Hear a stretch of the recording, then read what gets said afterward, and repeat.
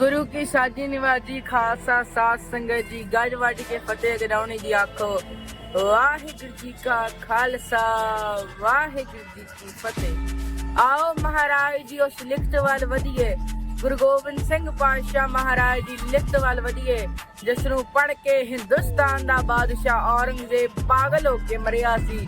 श्री जफरनामा साहिब महाराज ने अप्रूव करके विखाया जिथे तेग दी लोड़ है ओदे नाल नाल कलम दी लोड़ है। जिथे महाराज तेग दे धनी ने ओदे नाल नाल महाराज कलम दे लखारी ने ते एहो जे लखारी ने जिस लखारी वर्गा लखारी कोई नहीं। महाराज एहो जे लखारी ने जे महाराज दे लेख लिखारी होण दा सबूत मांगदे हो ते जाओ पढ़ो श्री दसम गुरु ग्रंथ साहिब महाराज जाप साहिब बचित्र नाटक अकाल उस्ताद चंडी दी वार जफरनामा एहो एहो जिहा बाणियां पढ़ के वेखो फिर पता लगेगा कि महाराज किन्ने वड्डे कवि सन। जिस रफ्तार नाल महाराज दी तेग चलदी है वो तो दूनी रफ्तार नाल महाराज दी कलम चलदी है। जिथे महाराज ने तेग दे नाल गनी खान वर्गियां दा सफाया कीता है ओदे नाल नाल कलम दे नाल हिंदुस्तान दे बादशाह दा सफाया कीता है। ए महाराज ने प्रूफ करके विखाया। पर माफ करियो ना साडे कोल अज तेग रह गई है ते ना रह गई है जी कलम। जिथे साडे कोल अज दे समय दे उत्ते तेग होनी चाहिदी सी शस्त्र होने चाहिए सी असीं ओ त्याग दित्ते आ। जदों तो अंग्रेजां दा राज आया सी तदों तो साडे शस्त्र साडे ਜਿਹੜੇ ਪ੍ਰਾਤਨ ਕਹਦੇ ਸੀਗੇ ਸ਼ਾਹਮੁਖੀ ਗੁਰਮੁਖੀ ਦੇ ਉਹ ਕਹਦੇ ਮਹਾਰਾਜਾ ਰਣਜੀਤ ਸਿੰਘ ਦੇ ਰਾਜ ਦੀਆਂ ਨਿਸ਼ਾਨੀਆਂ ਖਰੀਦੀਆਂ ਗਈਆਂ ਤੇ ਉਹਦੇ ਤੋਂ ਬਾਅਦ ਉਹ ਨਿਸ਼ਾਨੀਆਂ ਸਾਨੂੰ ਕਦੇ ਨਹੀਂ ਦਿਖਾਈਆਂ ਗਈਆਂ ਤੇ ਅਫਸੋਸ ਅਸੀਂ ਵੀ ਉਹ ਨਿਸ਼ਾਨੀਆਂ ਭੁਲਾ ਬੈਠੇ।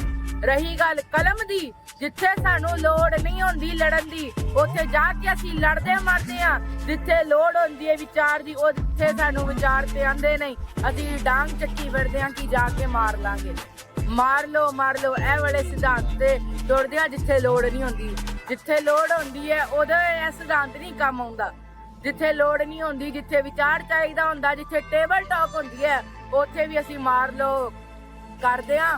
ਗਲਤ ਹੈਗਾ ਕਿਉਂਕਿ ਸਾਡੇ ਕੋਲ ਕਲਮ ਦੀ ਤਾਕਤ ਨਹੀਂ। ਅਸੀਂ ਕਲਮ ਤਿਆਗ ਦਿੱਤੀ ਬਸ ਇਹੀ ਅਫਸੋਸ ਹੈ।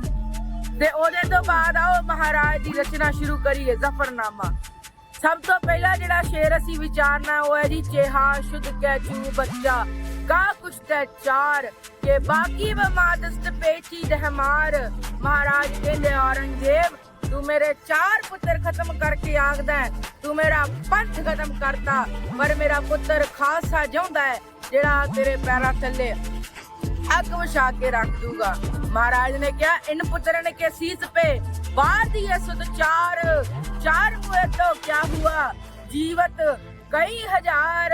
महाराज कहंदे तू मेरे 4 खत्म करके आगना है तू मेरा पंथ खत्म करता। आवेख मेरे निहंग सिंह तेरे पैरां च अग लाणगे बाबा बंदा सिंह बहादुर बन के सरदार हरी सिंह नलुआ महाराजा रणजीत सिंह बन के राज करनगे।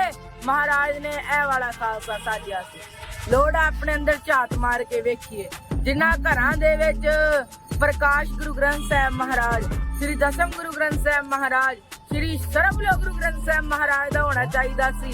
अज उन्हां ही घरां दे विच शराबां दीयां बोतलां हुंदियां ने। वजह असीं अपना विरसा छड्डता ते जद साडा विरसा साडे तो गवाच गया ते साडी अणख जेहड़ी सी ओह साडे तो गवाच गई इसलिए साडी जमीर मर गई। तो लोड़ अपने अंदर झात मारन दी। महाराज ने 1699 की विसाखी वाले दिन ओ खालसा साजिया सी जिस बारे भाई साहब भाई गुरदास सिंह जी लिखते हैं। हाँ गुरु गोबिंद होए प्रगटिया दसवें अवतारा जिन्हें अलख अकाल निरंजना जपियो करतारा निज पंथ चलायो खालसा तर तेज करारा सिर के ढाल के खड़क को सब दुष्ट पछारा। अगे भाई साहब लिखते नहीं उपजे सिंह भुजंगीए नीरे अंबर धारा। महाराज ने ए खालसा साजिया सी। तो लोड़ अपने अंदर झात मारन दी। दूजा शेर असी जेड़ा विचारना वो है खुशन शाहे शाहाने औरंगजेब के चालाक दस्त चाबक रवे कि औरंगजेब तू उस काल पुरख परमात्मा अल्लाह दियां झूठियां सोहां खा के आखदा है कि तेरियां तू गुरु नूं धोखा दे दिता पर तू गलत है क्यों क्योंकि बिन बोलिया सब कुछ जानदा। Guru Gobind Singh knows everything about everybody। Guru Gobind Singh महाराज नूं हर एक बारे हर एक चीज पता है महाराज नूं किसे तो पुछण दी लोड़ नहीं।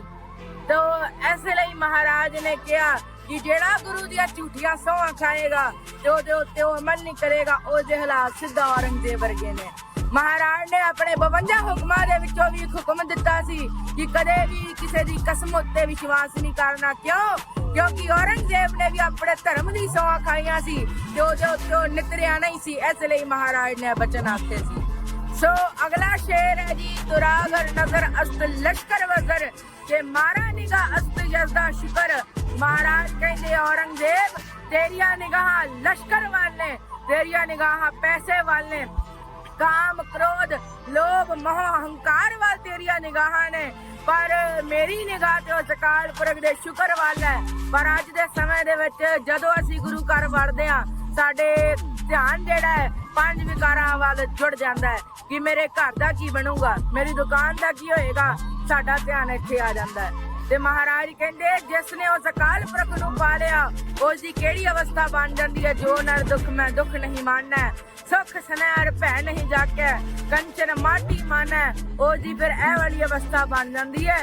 उस नूं फिर काम क्रोध लोभ मोह अहंकार दा डर नहीं रहिंदा, ओहदे चित्त दे विच फिर ओहदा ही राज चलदा है। ते मन जीता जगदीश, उसने पूरा मन जित लिया, पूरा जग जित लिया। ताइयों महाराज ने शेर लिखिया, तुरागर नजर अस्त लश्कर वजर के मारा निगाह अस्त यज़दा शुकर, कि मेरी निगाह ते उस अकाल पुरख दे शुक्र वाला है। जिथे महाराज मखमल सेजा श्री आनंदपुर साहिब दियां ने, उथे महाराज माछी वाले दे जंगलां दे विच भी रहे ने। ते ओदे तो बाद की कहंदे मित्र प्यारे नूं हाल मुरीदा दा कहना। सो अगला शेर है जी, चूकार अज हमाही लते दरगुजश्त हलालस्त बर्दन बा शमशीर दस्त। महाराज कहंदे औरंगजेब तेनू मैं प्यार दी भाषा समझाई, तू नहीं समझा, मैं मजबूर होके चुके है। भला चारगी दरमिया आमदन बा तदबीर तीरो कमा आमदन। मैनू कोई शौक नहीं सी शस्त्र चुकन दा, मैं तेरिया करतूता करके शस्त्र चुके है। महाराज ने अपनी बाणी दे विच साफ प्रूफ कीता है, तद मैं शस्त्र चुके किरपान खंडो खड़ग तपक तबरियर तीर, सैफ सरोही सह थी यह हमारा पीर। महाराज कहने मैं लाचार होके शस्त्र चुके है, मेरा कोई मेन इरादा नहीं थी शस्त्र चुकन दा। बनस्बत मेरा भी देश और ना पेश जाकर रूप रेख ना राग, जत्तर तत्तर दिशा विसा होए पहले अनुराग। कहंदे मेरा भी प्रसबा प्रेम वाला सी, साच कहूं सुन लियो सब है, जिन्हें प्रेम कियो तिन ही प्रभ पायो, पर तेरिया हरकतां देखण तो बाद मैनू शस्त्र चुकने पे। महाराज ने कुछ शेर लिखे, कुछ शेरां दा जिक्र आप जी दे सन्मुख कीता है। महाराज ने ਇਹੋ जी लिखत लिख दी जिसनू पढ़ के हिंदुस्तान दा बादशाह मर गया। महाराज ने पूरा हिंदुस्तान दा बादशाह अपनी कली लिखत नाल मार दिता, जिसनू पढ़न तो बाद औरंगजेब मंजे तो कदे उठ नहीं पाया, पागल होके मरिया सी। इतिहास गवाही दिंदा है, अपने करमी दे ओनू पछतावा हुंदा है कि मैं कर की दिता, मैं नौवें पातशाह नू शहीद कर दिता। चार मासूम जिंदड़िया बाबा अजीत सिंह, बाबा जुझार सिंह, बाबा जोरावर सिंह, बाबा फतेह सिंह नू शहीद करके पाप कमाया। महाराज ने उसनू रियलाइज करा के पागल करके ओदी मौत हुई सी। महाराज दे जफरनामे विच इन्नी ताकत सी, सो लोड़ है लिखता अपने बच्चों नू पढ़ाइए, उन्हां नू दसीए कि महाराज दी लिखत किहो जी सी, महाराज दा जीवन किहो जा रहा है, किन्नियां जंगां महाराज ने लड़ियां ने, किहो जा जीवन महाराज दे पुत्रां दा सी। ऐ दसी उन्हां नू ताकि उन्हां नू पता लग सके कि उन्हां दे मुर्शिद गुरु गोबिंद सिंह दा जीवन किहो जिहा सी, उन्हां दे गुरु दा जीवन किहो जिहा सी। तो साथ संग जीतनियां को बेनती प्रवान करनी होया भला चुका दिखे मां गज बज के फतेह गजाउणी दी आखो। वाहिगुरू जी का खालसा, वाहिगुरू जी की फतेह।